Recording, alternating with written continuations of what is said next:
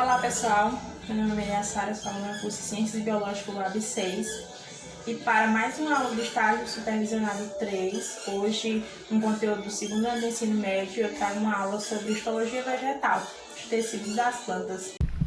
Histologia vegetal, os tecidos das plantas. As plantas, como todos os outros organismos vivos, são formados de células que se organizam posteriormente formando tecidos.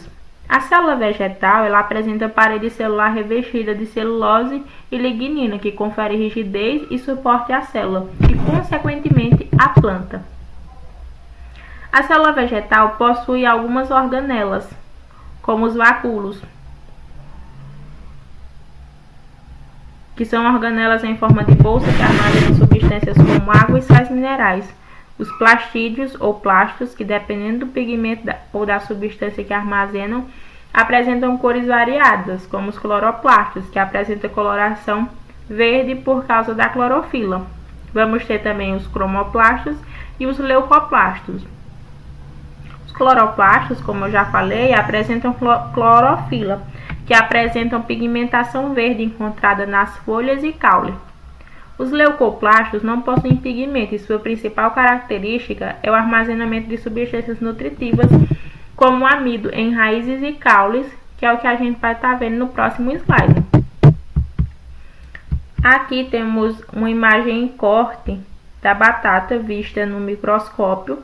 Essas bolinhas transparentes são os leucoplastos. Como eu falei, eles não têm pigmentação. Quando a gente usa um reagente de amido, que é o Lugol, vai aparecer os leucoplastos em cores, que são essas bolinhas mais roxas. Vamos ter os cloroplastos, que dão a coloração verde em uma folha, e os cromoplastos em uma pétala de flor, que dá a coloração vermelha. Tecidos vegetais. As células e os tecidos das plantas apresentam características diferentes, como eu já citei no slide anterior, até as organelas que diferem a célula vegetal da célula animal, como vocês já viram também no primeiro ano do ensino médio. Então, essas plantas vão ter diferentes tipos de tecidos, como o tecido de revestimento, sustentação, condução e crescimento. O tecido de revestimento ele protege a superfície da planta, evitando a perda excessiva de água, e ele vai ter origem na protoderme. A protoderme se inicia nos meristemas apicais do caule ou da raiz e persiste por toda a vida nos órgãos sem crescimento secundário. Nas plantas com crescimento secundário, ele não segue. Tem a função de revestimento e protege contra choques mecânicos na invasão de agentes patogênicos que causam doenças na planta, e também evita a perda d'água. Participam das trocas gasosas através dos estômatos, da absorção de água e sais minerais através dos pelos radiculares e dos tricomas. Também age na proteção contra a radiação solar e na reprodução, na liberação e reconhecimento dos grãos de pólen. O parênquima é um tecido que preenche o corpo da planta. Ele desenvolve-se no meristema fundamental, podendo ser no caule ou na raiz. Apresentam células vivas e se distribui por quase todos os órgãos da planta. Tem vacúolos grandes e citoplasma pequeno. Esse tecido é totipotente, o que quer dizer que ele tem o potencial de voltar à atividade meristemática. Ele sempre vai conseguir reconstruir os tecidos da planta. Também participa da fotossíntese, da respiração e trocas gasosas, do armazenamento, da cicatrização e regeneração, secreção e excreção da planta. Vai haver vários tipos de parênquima. Parênquima de preenchimento, parênquima clorofiliano, parênquima de reserva ou armazenador. Esse de reserva pode ser amilífero, que armazena amido, aerífero, que armazena ar, e aquífero, que armazena água. E teremos alguns exemplos no slide a seguir. As suculentas armazenam água, é um tipo de possui parênquima aquífero. As batatas armazenam amido, é um tipo de parênquima amilífero. Os cactos armazenam água, então o seu tecido é o tecido aquífero, parênquima aquífero. O feijão armazena amido, também armazena substâncias nutritivas, é um parênquima de reserva. E a Vitória Regia possui parênquima aerífero, ela possui ar, por isso que ela fica sobre a água.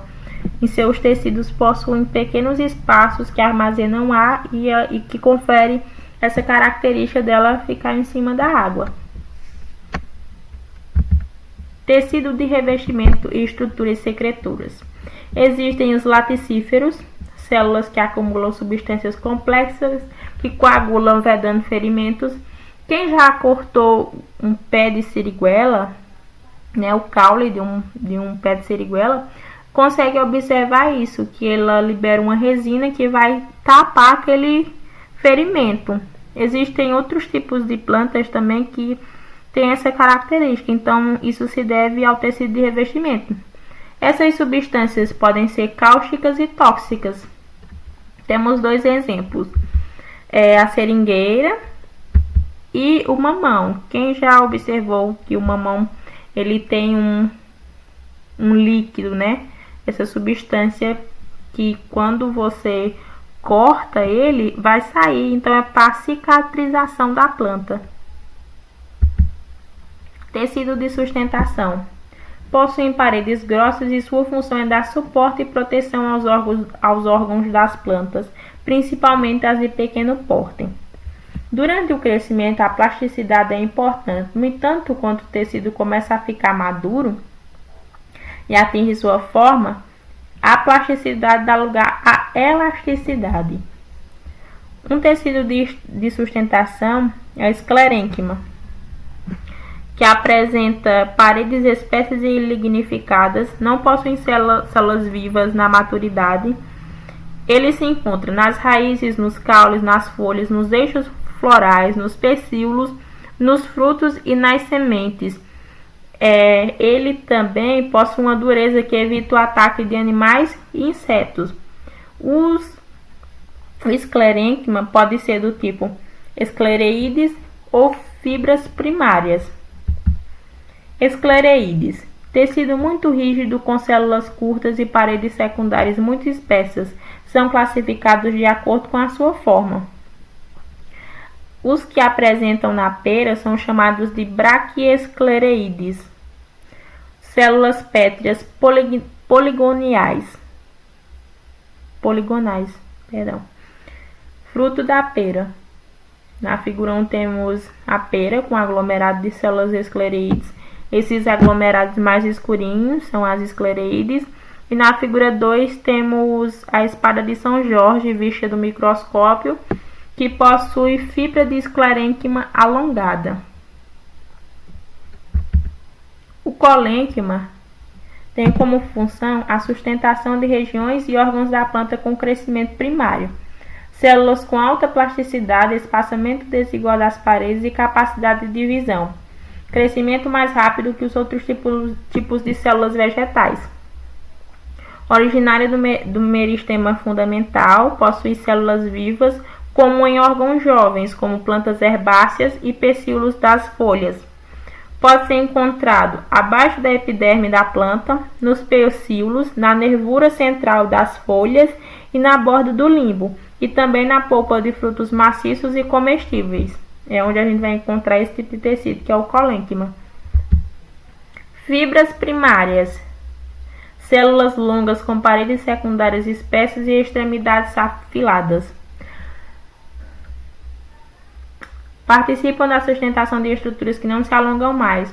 Ocorrem feixes, diversos tecidos, algumas vezes no xilema e no floema, que são tecidos vasculares, que a gente vai ver daqui a pouco. Aparece também nas paredes lignificadas das monocotiledôneas. Tem alto valor econômico e é usado para fins comerciais. Pode ser encontrado no cânhamo, no linho e no rame, no sisal do Nordeste brasileiro e na espada de São Jorge, que a gente já viu também. Então vamos ter o sisal e a espada de São Jorge, que são plantas bem comuns. Tecidos condutores, sistema vascular, xilema e floema. Aqui basicamente você só precisa distinguir o que conduz o xilema e o floema.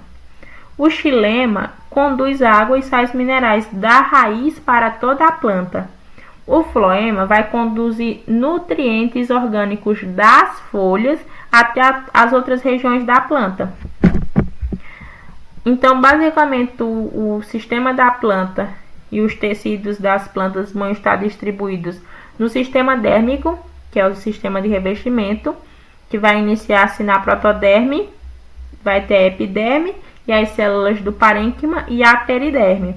O sistema fundamental, que é um sistema de sustentação e crescimento, vai ter o meristema fundamental composto pelo parênquima, colênquima e esquerênquima.